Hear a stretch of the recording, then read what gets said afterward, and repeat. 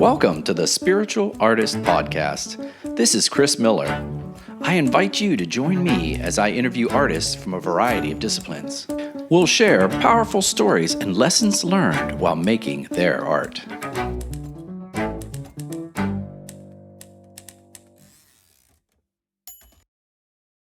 Good afternoon. This is Chris with the Spiritual Artist Podcast, and I am here today with Wilene Dunn.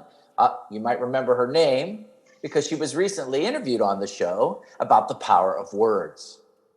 Yeah, and I'm here with Chris Miller because today it's all about Chris. So this is very exciting for me.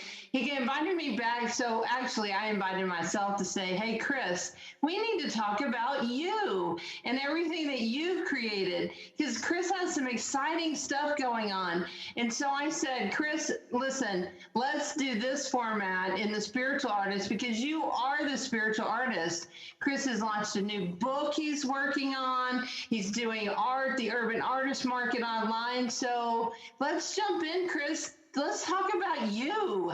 Well, that's funny, Wilene. You know, I'm not so keen on that, but we will do it. I was listening to Brené Brown, and she has one episode every so often where she just talks about what's on the top of her head.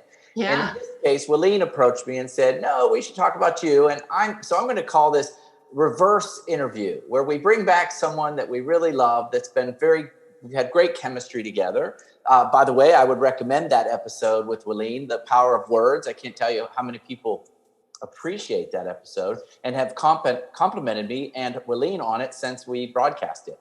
So go ahead, Wilene. I will let you ask me a question. How's that? So that was a lot of fun, and we do have great chemistry. And Chris, I just kind of said it. You have a new book that you have now on pre-order. So first of all, tell us the name of the book, but what inspired you to do a book and what it's about. Well, that's funny, Wilene, because it's actually, most people know me from the Spiritual Artist Podcast, but the book idea came first. It was a long time ago, many years ago. I started learning to practice art, and as I was practicing art, I started realizing that there were spiritual lessons in it. Things that you can learn when you're doing art. And from that, I started putting together a book. Many listeners might not know this, but usually once a year, I go to Santa Fe on a painting retreat. And the book itself is kind of comprised around the journey of that painting retreat over probably 6 to 8 years, and how I slowly learned these lessons by studying other artists, by studying art, by listening to my mentor. So you're right. It's very exciting. It's going to be on Amazon. There's pre-order right now for the book. It's called The Spiritual Artist. And that's where the Spiritual Artist Podcast came from. So. Now, I know one time I heard you talk about how you do your art. And so I would love to hear more about that. Like you would say how it would center you. And there was a spiritual component to your art because you are a painter. I have several of yours in my house and I want more. I love them. And so tell me about that process, because that's really, I think, how you develop this idea, the spiritual artist, it's a very spiritual process for you. Yeah, you know, that's true. It is. I realized when I was very young, I kind of turned away from any idea of a God. I'm a gay man, and the whole idea, when I was Catholic, I was raised Catholic, I was very passionate. I even taught CCD when I was in high school to young kids. But then what I heard from the pulpit was some negative messages about what it means to be gay. And so I kind of turned my back on the idea of a God. And for many years, I just didn't even use the word in my vocabulary. So it was through art that I kind of rediscovered my connection to a greater power. And yes, there's something in the book you'll see about using whatever name makes it work for you. You don't have to use the name God if that's going to block you from a relationship with this greater power. And so actually one of the chapter 2 is called Names Separate Us. And it's the whole concept of sometimes the name of a God can actually separate us from a relationship with that energy and that power. So yeah, you're right, Wilene. When I paint, and I think a lot of artists relate to this, there's a moment where you actually click out of who you are and you're almost connecting with something that's flowing through you. It's this source that flows through you, and it inspires your moves, and you're almost having a conversation with it. You react to the canvas, and that's what the whole book came out of. My painting mentor, Virginia Cobb in Santa Fe, she told us one class, she sat us down in the morning, and she said, watch your process. I want you to watch how you work. And I was like, what? Right? Because I just did it. I just went in front of a canvas and started throwing stuff down, but I never really paid attention to how I work. And it was only through that process when I started to see, how do I think? What am I thinking when I paint? What am I feeling when I paint? How is the paint going down? So the book is not technically about how to hold a brush. Right. It's about the emotional consciousness, the feeling consciousness that you contain, and learning to bring that forth when you paint. And so it's about that conscious connection to, yes, rediscovering God, that there is a power out there, and that power is, for me, the power of creativity and expression. And so I think the book is very broadly written. It applies to all art forms. And that's why when I do the Spiritual Artist podcast, I open it up to people that are musicians and writers and painters and poetry and yoga instructors. I mean, because we are all spiritual artists.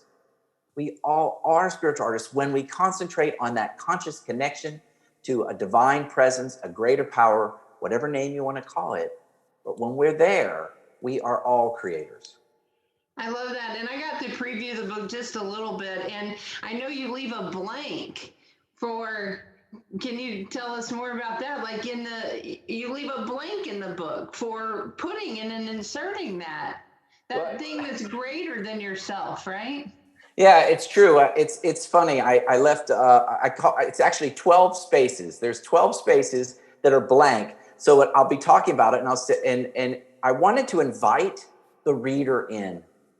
I think so many times when I was younger, I would sit in the car, or someone would meet me, and they would start in on their experience with God, and they would say something like, Jesus Christ is your savior. And not that isn't true, because there is a Christ energy involved with this. But sometimes those words would cause me to get defensive. Or I remember once, going through a drive-through, and the lady would say, well, bless you. And I'm like, don't bless me with your God, because I was putting a name in there. So what I did, Wilene, you're right. And I debated this, but whenever I want to refer to that power, I use a blank line, because I want the reader to insert their name for God. So you can say, when I paint, I feel the presence of Jesus Christ flowing through my brush. I feel the presence of Buddha flowing through my brush. I feel the presence of Mother Nature flowing through my brush. And this is even for atheists, this book, because atheists still, we acknowledge that there's a power. There's a power that is managing this entire universe and planet. Look at it. Look at the trees and the creativity and the animals it's so incredibly intelligent and powerful. So even an atheist can use this book to get in touch with that connection to that power, and they can put in whatever name they want in those 12 spaces. So thanks for bringing that up. Yes. Yeah, and I don't know why I'm inspired in this very moment to ask you, what was your favorite chapter? I mean, when you were writing, you were just like, this message, this right here, this is the message. I know the whole book is your message, but what was the chapter that you loved writing the most? Wow, that is a hard question. I'm looking at the table of contents. They've laid it out for me. It's so impressive to see it all written out. And I tried to, when I wrote the book, originally I tried to put it in a chronological order. And 2 years ago, I actually I started again. I just stopped and started again, and I rewrote the book with each chapter kind of being a standalone lesson. And they all build up into this message. I guess, and yet, There's one chapter called, chapter 9 is called Intelligence of Being. And for me, I love that chapter. I wrote it just recently in Santa Fe. One of the last chapters I wrote. Because it was the acknowledgement that we all are totally unique. We are all individual. Wilene, there is no other Wilene like you, and there will never be another Chris. And that's our intelligence of being. It's who we are. It's that divine intelligence, the intelligence that manages everything, the whole universe, but it's demonstrated in our unique expression. To me, that's so powerful, our unique expression. And so it is our duty, our gift, our challenge to find that within and to express it and to recognize that uniqueness of us instead of hiding it under a bushel, to actually acknowledge this is what makes me different and be proud of it and use it in the creative process. So I guess it would be the intelligence of being, because it's the acknowledgement that there is something, not only is this universe driven by an incredible force, but there's something in each of us that is incredibly unique and powerful. And when we access that, we can create endless amounts of who we are expressed out into the world. So you are creating, so we're going to shift a little bit to talk about this new online urban artist market. So you just started all this level of creation, and what I think is cool about it is it's just like the other parts of life, right? When we start going in a direction, and we just start receiving so much back, and so all your creativity is just super alive right now. So tell us about the urban artist market online. That's funny. It is true. What I did is I sat down and focused on what I call the creative process. And once you open up that door of your creative connection, your conscious creative connection, you're right, Wilene, there is no end to what you create. And so when I say your intelligence of being, it's not singular. You know, you're right. I found that I've written this book, I'm doing the podcast, but I'm also an artist, and I have done live shows. And because COVID has been so challenging, but in a good way. You know, it's always, COVID is just teaching us to rethink. And that is exactly what creativity is about. It's about being limited. For example, if the artist has to paint on a very small canvas, you have to think in that arena. How can I be creative in a little 6 by 6 space? But, you know, COVID has told us, how can you be creative online? How can you be creative in a limited world where we can't meet each other? Which I hope, and I know that will come back. But so what I've done is I've taken my live show, which is a show with multiple artists and disciplines. There's pottery, mosaic, stained glass, fiber art, ceramics, of course, painters. We all come together in a live environment, and we will have one in the spring. And cupcakes. And cupcakes even, yes. And confection, yes. And chocolate. And so anytime, and I'll say that real quick, a spiritual artist is anybody that is consciously connected to what they do. And so, yes, cupcakes, chocolate, anything that is individually thought out very carefully. And so what I did is I've created this online market. It's an online site where you can shop see all the artists' work. And the great thing about this is, and this is what's so interesting about the creative process, instead of being limited to just people in Dallas that can enjoy these artists, now people in New York and LA and Atlanta and Chicago, they can buy and shop the creative, wonderful artists that come into this arena. Not only that, but I'm finding that I'm attracting artists. Funny, a spiritual artist from Taos just reached out to me. She wants to be on the site, and she might actually be in a future podcast. But it's creating all this talent to come on board and show their work, but not be limited by the physical distancing that we have. They can actually sell their work nationwide. There's no reason we can't be, well, truly, a national economy, but a global economy where we sell and share with the people around us. So going back to your question, when you're in that creative space, yes, it's like boom, boom, and I'm already thinking of my next book. So already my mind is going, downloading that next book. What do I want to say to people? So you're right. Urban Artist Market online, www.urbanartistmarket.com.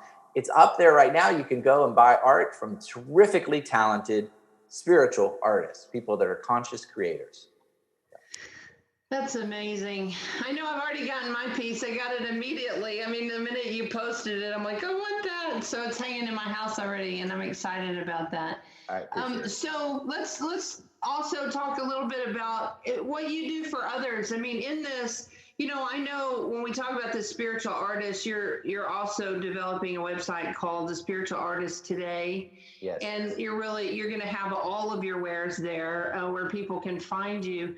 But talk about what the passion, because I know you have not only a huge passion for art and what you do, but a passion for other people. And I know you're doing that in supporting the artist community. But tell me where that comes from for you. Just a little bit about you and your heart, your outreach. All right. Well, I think what's really interesting, I'm a slightly over 50.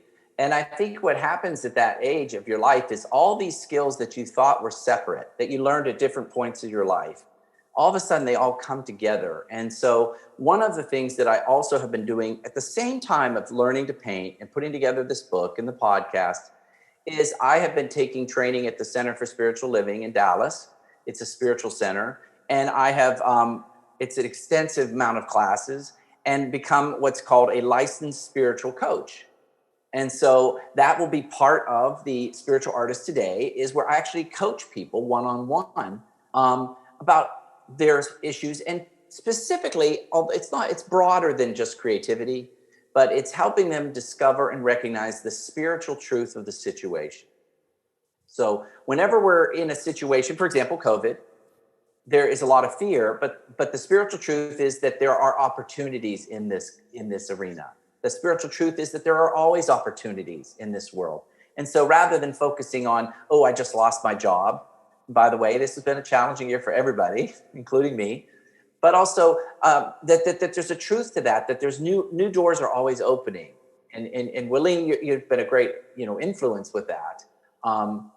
Once again, I'm going to go back to that other episode with Wilene where she talks about the power of words, which is part of that. And I'm helping people identify positive affirmations to bring about that change in their life, to declare it with intent is part of that spiritual coaching. So the spiritualartisttoday.com, it will have my podcast. You can watch them. It will have a way to purchase the book, but it will also have the ability to hire me for hourly consultation, coaching. So it's popping.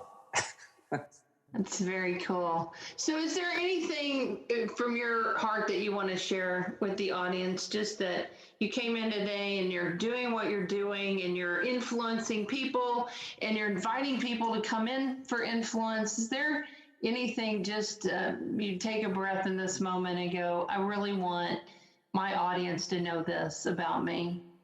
No, I think just that we all are spiritual artists. We'll go back to what I said earlier, that everybody is special and valuable. Everybody is special and valuable, and there's not one greater than another.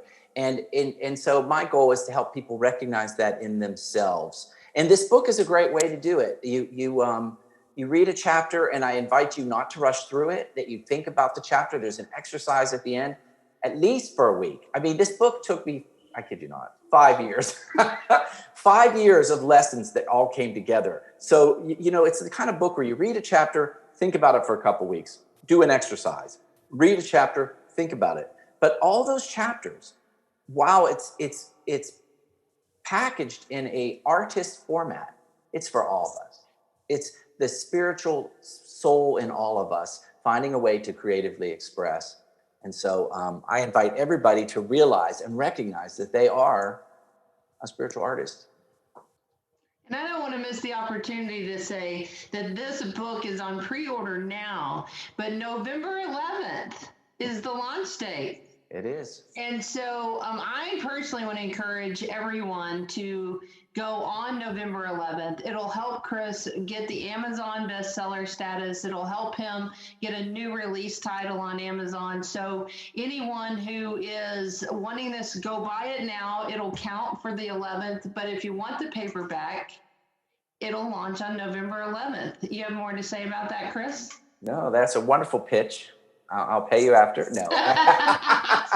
That's actually a wonderful pitch. Yes, on November 11th, you can purchase the book. It's a great book for anybody in your life that loves to be a creator, that's a maker, that's a doer. The chapters are wonderful. It's not a extensively hard to read book, but it is full of information, and it's dense in the sense that it has a lot of knowledge in it. So great lessons. Yes. Great lessons. Well, this was a fun little thanks twist. for letting me do this. I was very excited about it. I kind of had been like, hey, I want to talk about you because I love what you're doing. I love your energy and everything that you've put in, and the love for people that you have, just wanting people to be successful. And I know that as you go on this coaching journey, anyone that's listening here, Chris is amazing, and just his reflection back to you, you'll enjoy working with him from a coaching perspective. His book, I've already, like I said, previewed it. It's amazing. You'll enjoy the read. You'll get a lot from it, and just honored to hear about you today, Chris. So thanks for letting me do this with you. Thanks for being for helping me flip the scene, so to speak, flip the scene on this interview. So I appreciate Wilene, and we'll talk to you soon. Sounds good. Okay, bye. Thanks again for listening to the Spiritual Artist Podcast. Whether you're watching this show on Apple Podcasts, Spotify, Google Play, or iHeartRadio, make sure you choose the subscribe button so that you will receive updates when new segments are released. Most importantly, be still, listen, and know that you are a spiritual artist.